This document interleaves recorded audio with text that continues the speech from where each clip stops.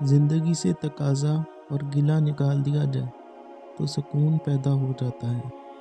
سکون اللہ کی یاد سے اور انسان کی محبت سے پیدا ہوتا ہے۔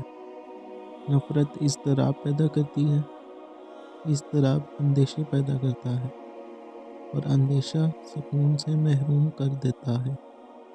محبت نہ ہو تو سکون نہیں۔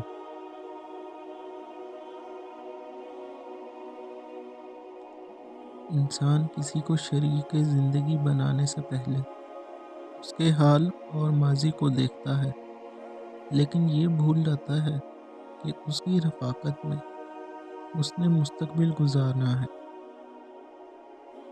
کامیاب ازدواجی زندگی اللہ کا احسان ہے۔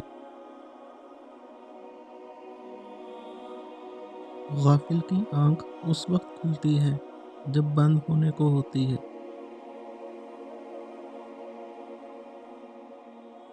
ایسے بھی اللہ والے آتے رہتے ہیں جو زندگی بھر گمنام رہتے ہیں، معاشرے کی نگاہوں سے اوجھل۔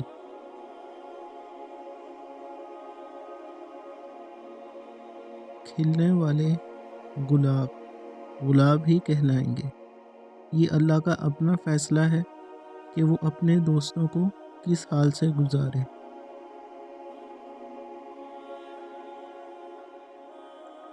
حالات اور وقت کی تبدیلیوں سے بدلنے والے تعلقات سے بہتر ہے کہ انسان تنہا رہے۔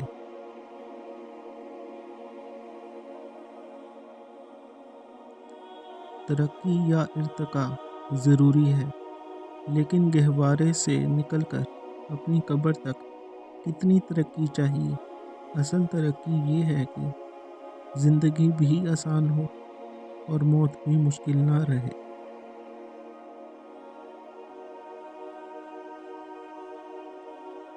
مبلغ کو یہ سوچنا چاہیے کہ جو آدمی اسے پسند نہیں کرتا وہ اس کے دین کو کیسے پسند کرے گا۔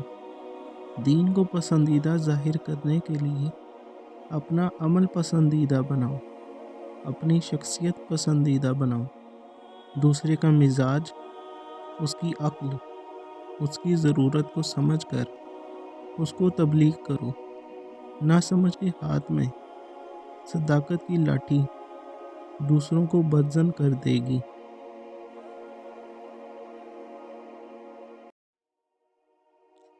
اسلام نے مسلمان کو زندگی اور زندگی کے لوازمات کا امین بنایا ہے۔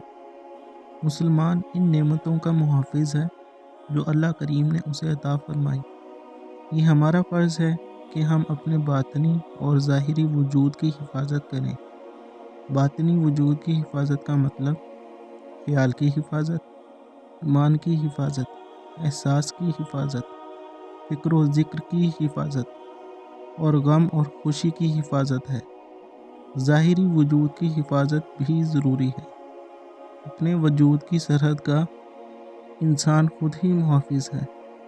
ہمیں احتیاط کرنا چاہیے اور دیکھنا چاہیے کہ کچھ بھی ہمارے وجود میں شامل یا ہمارے وجود سے جدا نہ ہو۔ اس طرح ہم اپنی حفاظت کر کے اسلام کی حفاظت کر سکتے ہیں۔ اصل میں مسلمان کی حفاظت ہی اسلام کی حفاظت ہے۔ کسی شے سے اس کی فطرت کے خلاف کام لینا ظلم ہے۔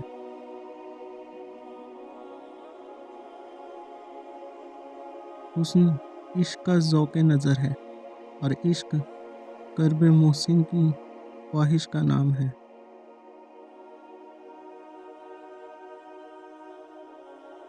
دعا پر اعتماد ہی نیکی ہے۔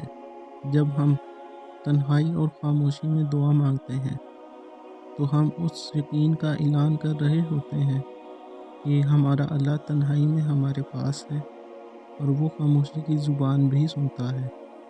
دعا میں خلوص آنکھوں کو پرنم کر دیتا ہے اور یہی آنسو دعا کی منظوری کی دلیل ہے۔ دعا مومن کا سب سے بڑا سہارا ہے۔ دعا ناممکنات کو ممکن بنا دیتی ہے۔ دعا زمانے بدل دیتی ہے۔ دعا گردش روزگار کو روک سکتی ہے۔ دعا آنے والی بلاؤں کو ٹال سکتی ہے۔ دعا میں بڑی قوت ہے۔ جب تک سینے میں ایمان ہے، دعا پر یقین رہتا ہے۔ جس کا دعا پر یقین نہیں، اس کے سینے میں ایمان نہیں۔